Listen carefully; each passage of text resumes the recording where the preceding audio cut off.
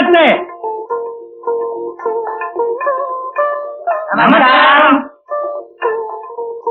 சௌக்கியமா இருக்கீங்களா அத்தை? இன்னைக்கு மங்களகரமான நாள். ஆனால நம்ம மங்களத்தை செங்கோட பரிசம் போடணும்னு ஆசைப்பட்டாரு. நாங்க பெரிய மனுஷங்களாம் சேர்ந்து இதை வாங்கிட்டு வந்திருக்கோம். முருகப்பண்ண ஜெயிலுக்கு போய் நீங்க ஆதரவு இல்லாம கஷ்டப்படுறத நினைச்சு எங்க செங்கோடன ரொம்ப மனசு நொந்து போயிட்டாரு. இந்த குடும்பத்துக்கு ஏதாவது ஒரு நல்ல காரியம் செய்யணுமேன்னு ராப்பகலா என்கிட்ட ரோசனை கேட்டாரு. நான் தான் இந்த ரோசனைய சொன்னேன். அப்பன் ஜெயிலுக்கு போறதுனால அடுத்த பொண்ணுக்கு பரிசம் போட தாய்க்கப்படுவான். அப்படியே போட முன் வந்தாலும் எக்கு தப்பா சீர்கப்பான். இதையெல்லாம் யோசிச்சுதான் நம்ம செங்கோட பொண்ணை கட்டிக்கிறதா முடிவு எடுத்துட்டாரு.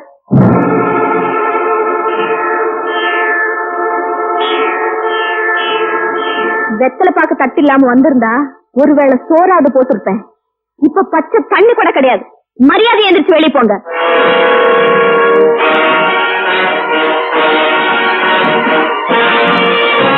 வெளியே போ சொன்னேன், காதுல விழல. வார்த்தையை அளந்து பேச சொல்லணும். ஏதோ சொந்த பந்தம் விட்டுடக்கூடாதுன்னு வாசல் தேடி வந்தா மரியாதையெல்லாம் பேசுறியே. அன்னைக்கு அரசு மரத்தடியில அனாதையா ஆதரவு இல்லாம கிடந்து காட்டாத அக்கறை இப்ப என்னையா வந்தது? அன்னைக்கு எங்களை சொந்தக்காரங்கன்னு காட்டிக்க நீ வைக்கப்பட்ட, இன்னைக்கு உன்ன சொந்தக்காரங்கன்னு சொல்லிக்க நாங்க வைக்கப்படுறோம். என் பொண்ணுக்கு எப்படி மாப்பிளை பாக்கணும்னு எனக்கு தெரியும். முதல்ல நீ அடுத்த காலி பண்ணு. ஓஹோ, மரமாப்பிள நான் இருக்கும் போது இன்னொருத்தங்க வீட்டுக்குள்ள காலடி எடுத்து வச்சிருவானா? வச்சா என்ன செய்வ?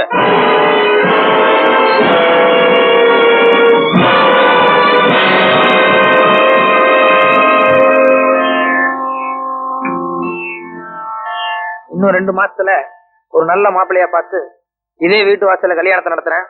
உனக்கும் பத்திரிக்கை அனுப்புறேன். வந்து என்ன செய்ய முடியுமோ செய். நீ யாரு அதெல்லாம் கேட்கறதுக்கு? இத பார், வாடா போடான்னு உன்ன மாதிரிலாம் எனக்கு வாயில பேச தெரியாது. மரியாதை வெளியே போ. என்னடா பாத்துட்டு இருக்கீங்க? இவனை பிடிச்சி அடிச்ச ரோட்ல விட்டுறா. என்னடா இது, பரிசம் போட போனானுங்க, ரொம்ப நேரம் ஆச்சு. ஒருவேளை கல்யாணத்தை முடிச்சிட்டு வர்றானுங்களோ? ஒரு தகவலும் தெரியலையே.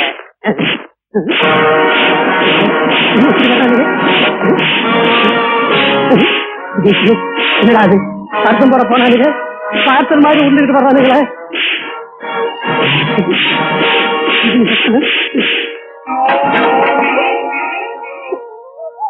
என்னங்க நீங்க பொறுக்கி பசங்க அவங்க ஏதோ பேசினாங்கன்னா அதுக்காக நீங்க வேதனைப்பட்டு இருக்கீங்க?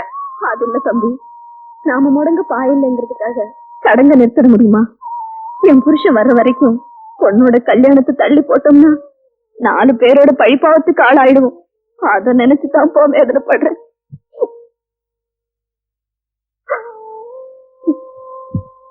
நீங்க சரின்னா சொல்லுங்க, நாளைக்கே நான் மாப்பிள்ளை பாக்குறதுக்கு ஏற்பாடு பண்றேன். போல ஆசையா இருக்கு. அந்த பையன் யாரோ எவனோ எனக்கு தெரியாது. ஆனா அவன் என் குடும்பத்துக்கு தெய்வ மாதிரி. சார், அடுத்த மாசமே கல்யாணத்தை வச்சுக்க சொல்லி பதில் எழுத ஒரு தபால் கார்டு கொடுங்க சார். கொடுக்கறேன். உன் பொண்ணு கல்யாணத்தை பார்க்க உனக்கு ஆசை இல்லையா? நான் கல்யாணத்துக்கு போக முடியுமா? முடியும்பா. இந்த மாதிரி ஒரு சில முக்கியமான காரியங்களுக்கு யாராவது ஒரு பெரிய மனுஷன் ஜாமீன் கொடுத்தா பரவல்ல விடுவாங்க. நான் வேணா உனக்காக உன் வக்கீலுக்கு ஒரு லெட்டர் எழுதி போடுறேன்.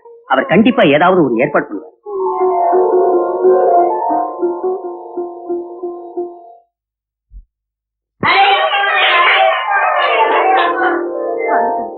அவர்கிட்ட இருந்து தபால் வந்திருக்கு. அவரும் கல்யாணத்துக்கு வர்றதுக்கு வக்கீல் ஏதோ ஏற்பாடு பண்ணிருக்காரு. ரொம்ப சந்தோஷம். ஏதோ நீ எங்க குடும்பத்துக்கு வந்ததுக்கு அப்புறம் தான் எங்களுக்கு மறுபடியும் நல்ல காலம் பிறந்திருக்கு. நீ சும்மா விட, நானும் இன்னும் முழுக்க கேட்கல. வாமா உள்ள போய் இன்னொரு வாட்டி படிச்சு காமிமா.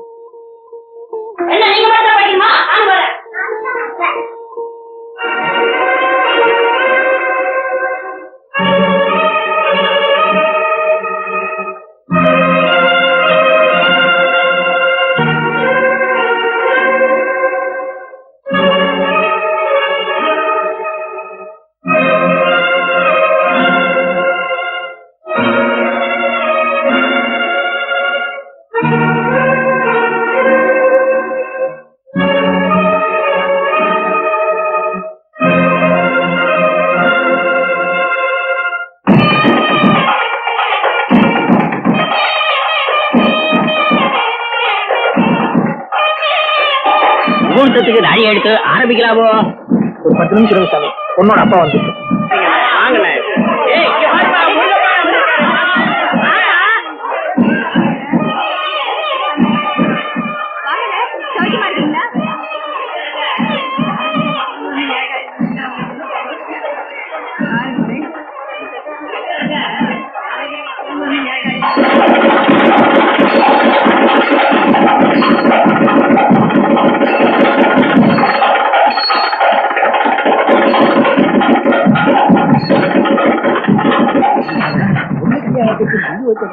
இவர்தாங்க நான் சொன்ன மெட்ராஸ் தம்பி. இத்தனை நாளா நம்ம குடும்பத்துக்கு தெய்வம் மாதிரி ஆதரவா இருந்தது இவர்தான். ஆமா முருகப்பா, அனாத மாதிரி வீதியில கிடந்த உங்க குடும்பம் இன்னைக்கு இந்த அளவுக்கு வசந்து இருக்குன்னா அதுக்கு இந்த தம்பி தான் காரணம். இங்க இவன் யோகியதை என்னங்கிறது மட்டும்தான் உங்களுக்கு தெரியும். ஆனா இவன் பூர்வீகத்தை நான் சொல்றேன். காசுக்காக ஆசைப்பட்டு பொய் சாட்சி சொல்லி என்னை ஜெயிலுக்கு அனுப்பின அயோக்கியனே இவன்.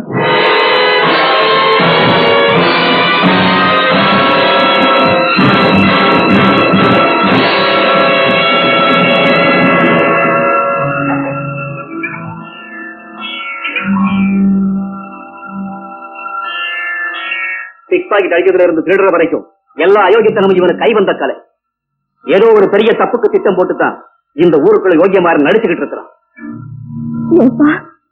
இவர் சொல்றதெல்லாம் உண்மைதானா?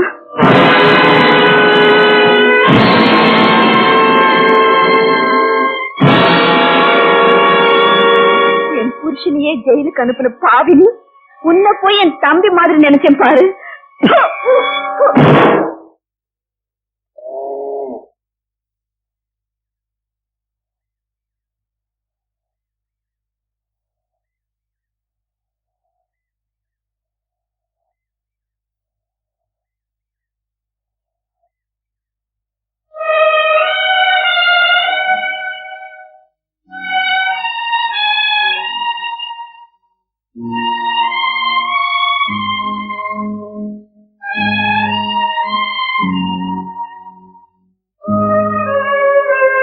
நட வீட்டுக்கு போலாம். உன்னதாயா போலாம். இந்த பாரியா, ஒவ்வொரு மனுஷனுக்கு கெட்ட நேரங்கிறது இன்னொரு மனுஷன் மூலமா தான் வரும். முருகப்பன் ஜெயிலுக்கு போனங்கிறது நாள் தலையெழுத்து. அது உன் மூலமா வந்திருக்கு. அதுக்கு நீ என்ன பண்ண முடியும்? இது ஒரு சாதாரண விஷயம். இதுக்காக சொந்த தம்பிங்கிறது உண்மையை மறைச்சிட்டு ஊரை விட்டு போனங்கிறியே. முருகப்பன் ஜெயிலுக்கு அனுப்பிச்சது ஒண்ணுதான் நீ செஞ்ச தப்பு. ஆனா அதுக்கு பதில் நீ அந்த குடும்பத்துக்கு எவ்வளவு நல்லது செஞ்சிருக்க. நியாயமா சொல்ல போனா முருகப்பன் இருந்திருந்தா கூட இந்த குடும்பம் இவ்வளவு வசதிக்கு வந்திருக்காது. காசு பணத்தை மட்டும்தான் என்னால சம்பாதிச்சு கொடுக்க முடிஞ்சது. ஆனா அந்த குடும்பத்தோட கௌரவத்தை என்னால காப்பாற்ற முடியலையே. ஊர்ல இருக்கிற ஒவ்வொருத்தரும் அந்த குடும்பத்தை பார்த்து கொலகார குடும்பம்னு சொல்லும் போது எங்க அக்கா மனசு எவ்வளவு வேதனைப்படுதுன்னு எனக்கு நல்லா தெரியும். அதுக்கு காரணம் நான் தானே. யோ, ஊர்ல 1000 பேர் 1000 விதமா பேசுவாங்க. அதெல்லாம் நீ காதுல போட்டு கூடாது. பேசாம வீட்டுக்கு நட. சொன்ன அக்கா கிட்ட நானே நடந்து உண்மையெல்லாம் சொல்றேன். நிச்சயமா அவங்க உன்னை மன்னிச்சு சந்தோஷமா ஏத்துப்பாங்க. இல்ல இருக்கு, அந்த குடும்பத்துல இருக்கிற ஒவ்வொருத்தரும் என் மேல எவ்வளவு உயர்வான அபிப்பிராயம் வச்சிருக்காங்கன்னு எனக்கு நல்லா தெரியும். நாளைக்கு முருகப்ப திரும்பி வந்து நான் யாரு என்னங்கிற உண்மை தெரிஞ்சதுன்னா நிச்சயமா அந்த குடும்பத்துல இருக்கிற ஒரு சின்ன குழந்தை கூட என் முகத்துல காரி தூக்கும். அப்படி ஒரு அவமானம் வர்றதை விட இப்ப இருக்கிற நல்ல பேரோடவே நான் பிரிஞ்சு போறதா நல்லது. இந்த உண்மையை உங்ககிட்ட கூட சொல்லக்கூடாதுன்னு நான் நினைச்சேன். ஆனா உன்னை ஏமாத்திட்டு போக எனக்கு மனசு வரல. இனி நீ என் கூட வர்றதும் வராதும் உன்னோட விருப்பம். தயவு செஞ்சு அவசரப்பட்டு இல்ல இருக்கு, நான் ஊரை விட்டு போறதா முடிவு பண்ணிட்டேன். நீ என் கூட வரையா இல்லையான்னு தான் நான் தெரிஞ்சுக்கணும். நாம இப்பவே ஊரு விட்டு போனா மங்களத்தோட கல்யாணம் நிச்சயமா நின்று போயிடும். கல்யாணத்துக்கு தான் முருகப்பன் வராது. கல்யாணத்துக்கு முதல் நாள் ராத்திரியே நாம ஊரு விட்டு போயிடலாம்.